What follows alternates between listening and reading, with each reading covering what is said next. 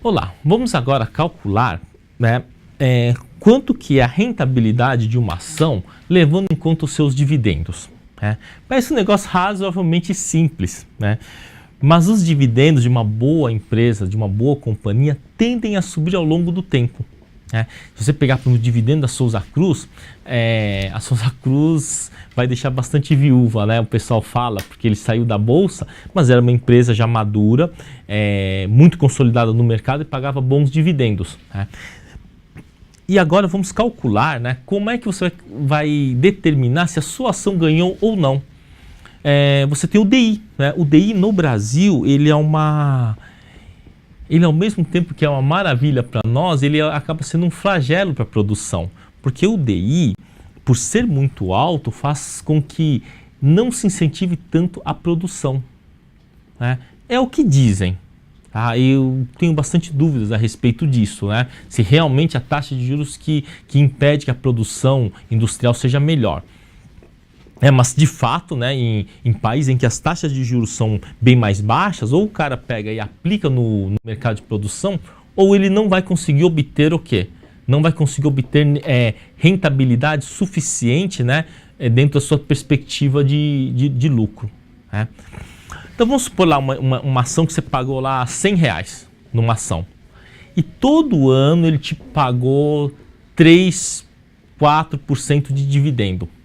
E depois, no final de 10 anos, essa ação está valendo R$200, por exemplo. Né?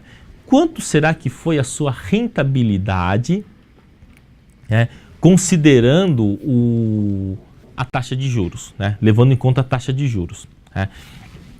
Qual que foi a sua taxa interna de retorno? Tá? Então vamos aqui para olhar um exemplo aqui no Excel. Né? Então vamos supor aqui que você pagou o quê? Você aplicou R$10.000 numa ação, então no ano 0. Tá? 1, 2, 3, 5. Tá? No 10º ano. Tá? Então todo ano essa ação te pagou, por exemplo, 5% de dividendo.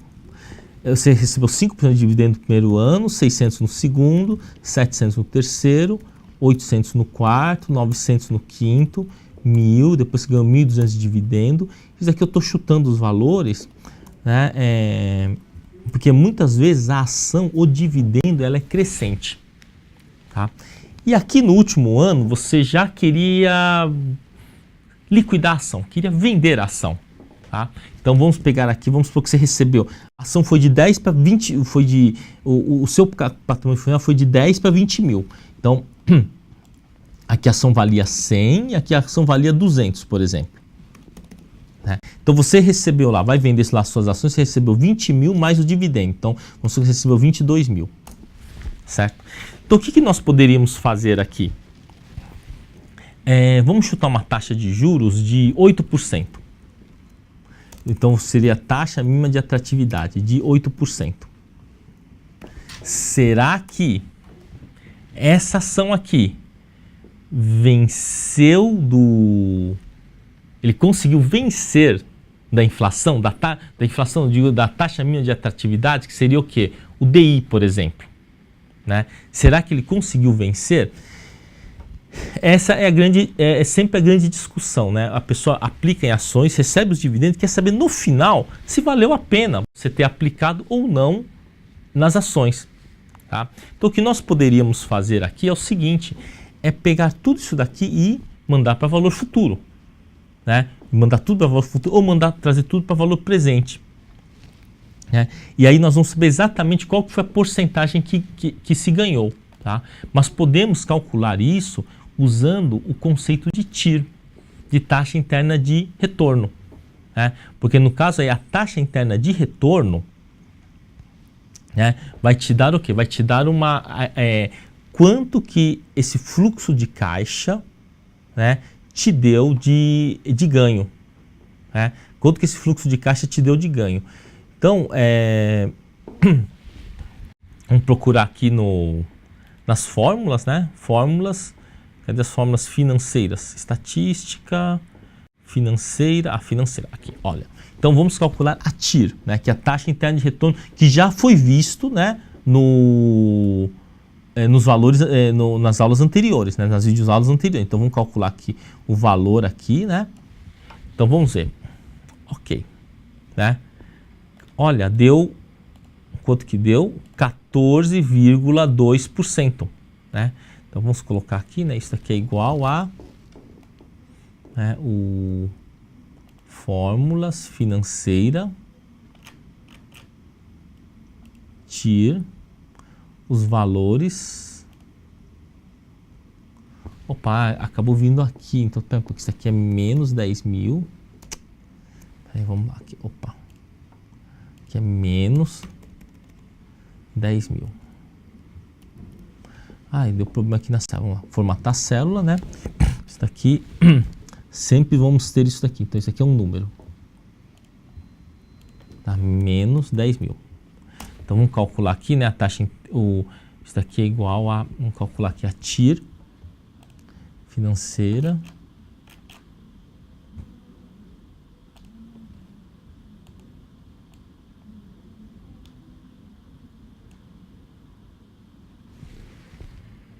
Então, aqui você já aparece, né? A TIR disso daqui é 14,23%. Né? Formatar a célula. Então, essa ação, ela venceu do DI, venceu da taxa mínima de atratividade. Tá? E se ele não tivesse sido crescente? Aqui tivesse, por exemplo, valendo... Ele não tivesse pago os dividendos. Será que ia acontecer alguma coisa? Será que ia valer a pena? Bom que ele vai mudando, né?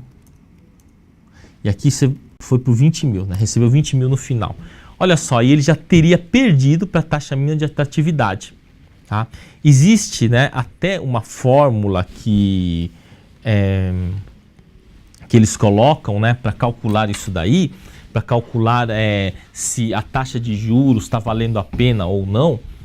Mas no Excel você vai ver que ele é bem desse jeito, dá para você ter uma boa noção se o seu fluxo de caixa em relação aos dividendos está valendo a pena. Então vamos supor que você tenha recebido aqui R$100 de dividendo em cada mês, cada ano. Então, não dá, né? Tem que ser 200. Vamos colocar aqui 200 para se ter uma ideia, né, se essa ação tá boa. Né? Bom, aí no caso já melhorou em relação à taxa mínima de atratividade, né, que seria o que? A taxa de juros que você conseguiria sem risco. Tá? As teorias, tá, que falam sobre especificamente sobre isso, existem fórmulas para isso. Tá? Existem fórmulas para isso. Então aqui, essa fórmula aqui é uma fórmula chamada fórmula de Gordon, né? Gordon-Shapiro. Tá? A fórmula de Gordon-Shapiro, ele fala sobre isso daí. Ele é exatamente isso daí que nós estamos vendo aí. Você vai pegar o seu fluxo no caso, a fórmula de Gordon-Shapiro vai te determinar quanto que você vai ter que receber aqui. Tá? Ou então o valor que você vai ter que pagar aqui. Então, quem que seria, né, o quanto que seria o P0 que você tem que pagar, né,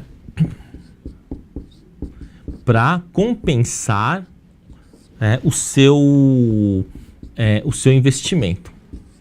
Tá? Então, a fórmula de Gordon-Shapiro, ele foi feito faz um bom tempo já, né? Ele é bem complexo, assim, do ponto de vista, assim, olhando, ele é bem complexo, né? Mas ele, olhando aqui no Excel, ele fica mais fácil, né?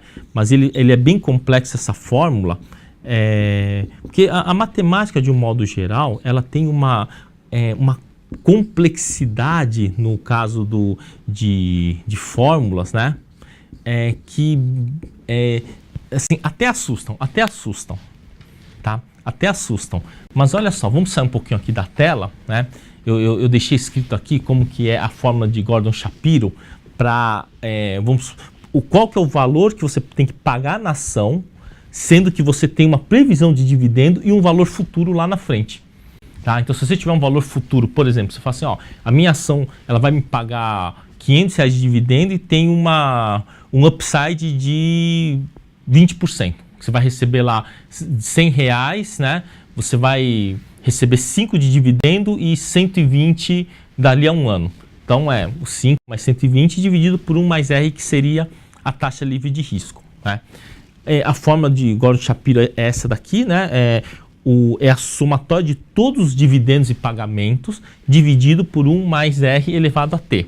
Então, é o primeiro dividendo mais, né? Quer dizer, dividendo no ano 1 elevado à primeira, mais dividendo no ano 2 elevado à segunda, e aí vai até o tempo N, né? Vamos supor 10 anos, por exemplo, né? Então seria aqui você calcula até 10 anos, mais o valor final previsto, né, da ação, dividido pelo esse fator deflator, né, para trazer para valores presentes. Tá? No caso aqui ainda faltaria, né, a somatória disso mais, né, quer dizer, a coisa fora da somatória, né, mais o valor final da ação, né, que seria o quê? O PI, né, o valor futuro da ação. Né, e que isso aqui não está incluído aqui. Então isso aqui quer dizer, dividendo do ano 1 dividido por 1 mais R elevado à primeira, mais o dividendo do ano 2 dividido por 1 mais R elevado à segunda, até, vamos supor, 10 anos, mais o valor residual da ação lá na frente. Tá? Vamos voltar aqui para a nossa tela. Né? No caso aí de um prazo muito infinito, né, você vai ver que aquele PI final, o valor residual, né, se for muito infinito aqui, vamos supor aqui que seja, em vez de 10 anos, por exemplo, né, fosse, por exemplo, 20 anos, né, aí esse valor aqui começa a ficar menos significativo. Tá? Então vamos pegar aqui um exemplo, né, menos 10 mil, vamos supor, 1.000 todo ano, né? Então, 2, 3, 4, 5, 6, 7, 8, 9, 10, 11, 12, 13, 14, 15, 16, 17, 18, 19, 20. Então, aqui vamos colocar aqui 21 mil, né? Tá. Então, vamos calcular o fluxo de caixa aqui, né? Fórmulas, financeira.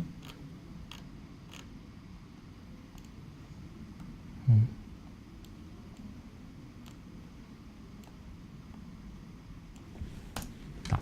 Então deu o quê? 11%, né?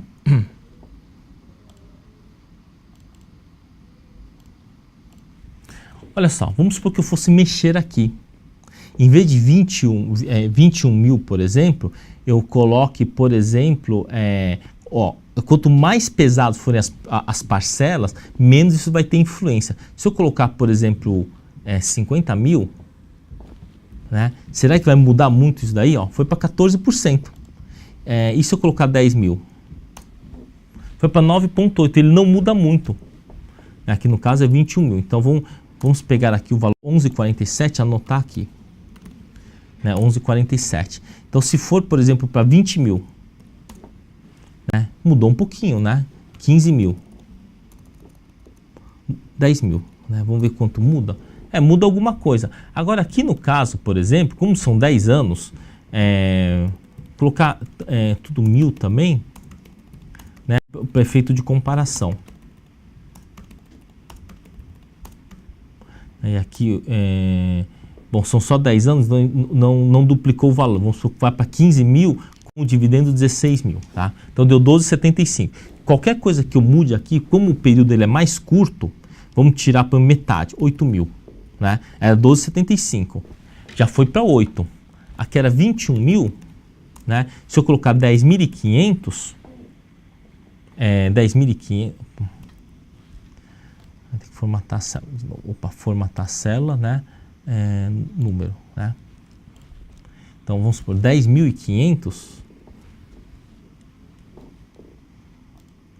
Aqui é porcentagem. Formatar a célula, porcentagem. Né? Se aqui fosse, por exemplo, 10.500, o que iria mudar, né? Então aqui uma igual essa tira aqui. Fórmulas financeira TIR, né?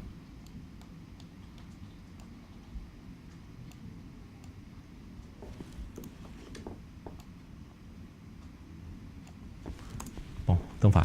10.500. Se for 21 mil, né? Era 11,47. Se for 10.500, que seria a metade, olha o que acontece. Você tem o quê? Uma impactância baixa. Quanto mais longo é o seu fluxo de caixa, menor é a impactância aqui no final. Tá? Então você mexe, quando você mexe lá na impactância, a impactância da taxa, né, ele começa a diminuir. Tá? Vamos sair um pouquinho aqui da tela, né? Então o que nós vamos concluir disso daí? Né? Para você calcular a sua rentabilidade em termos de dentro do tempo, né, em termos de em ações, vai depender mais dos dividendos que você recebe e do tempo em que você vai ficar com a ação. Se você tem uma ação que você vai ficar, por exemplo, 20 anos com ela, 30 anos com ela, e ela paga um dividendo de 12%, 15% ao ano, você sabe que é pouco significativo quanto que ela vai ter de valor residual, porque o seu ganho com o saque dos dividendos, ele é muito maior. Ele é muito maior, né, do que o que vai ter de valor residual da ação. Imagina assim, aquela situação em que acontece, né, o pessoal fala assim, o que é uma galinha morta? Um imóvel muito barato, por exemplo, uma galinha morta, né? E por que isso aparece? Se todo imóvel tem valor de mercado?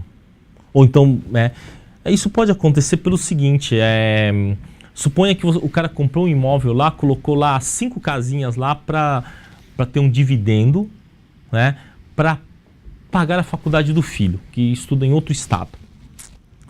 Aí o filho tinha lá 18, 19 anos, né? Aí fez faculdade, fez pós-graduação, passou 8, 9 anos.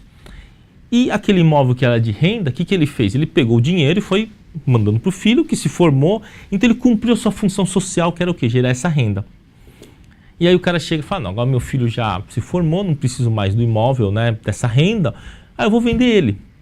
Então, para ele não vai se importar muito se ele vai vender caro ou barato, porque a função social daquele imóvel já foi cumprido, que era o quê? Bancar o estudo do filho.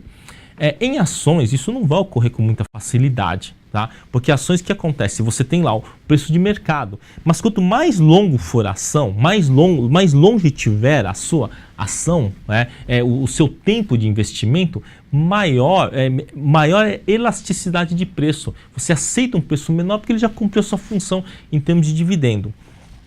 Esse evento a gente acaba vendo muito em fundo imobiliário. Vez por outra, por exemplo, nos mercados de fundos imobiliários, né, você tem um fundo imobiliário, por exemplo, que está lá, tá R$60 a cota. E aí, de repente, tem uma ordem gigante de 5, 8, 10 mil cotas, e o cara vai vender e acaba chamando o leilão. E vende R$60 para tipo 53, 54. Aí, como o leilão é de um lote muito grande, né? Demora o leilão, pode demorar até 1 hora o leilão, dependendo da quantidade de intervenção. E aí acaba saindo tipo num preço de, sei lá, 56, por exemplo. E aí, misteriosamente, depois de alguns dias, ele volta ao normal, volta aos 60, 61. Então, isso ocorre porque muitas vezes aquelas cotas de fundo imobiliário foram utilizadas para pagar alguma despesa, ou então está num prazo muito longo já, a pessoa que adquiriu, ele teve já o cumprimento da sua função social daquele ativo, né? E ele não se importa muito com o valor. E isso ficou bem claro, né, quando a gente calcula as taxas de juros, que a gente fica brincando, olha, mexendo aqui na taxa, mexendo no tempo, né, você vê que a impactância no retorno do investimento da parcela lá no futuro muito longínquo, né, que seria o quê? Esse PI aqui final, né, esse PI final, que é o valor residual lá da ação, se o dividendo for muito grande, isso claro que vai ter valor no final, mas ele, em termos de cálculo de rentabilidade, ele tem pouca impactância no final. Quanto maior for o prazo, menor vai ser a impactância desse valor residual aqui da ação, né, quando você for vender, né, uma vez que você já recebeu o dividendo ao longo de um período muito longo.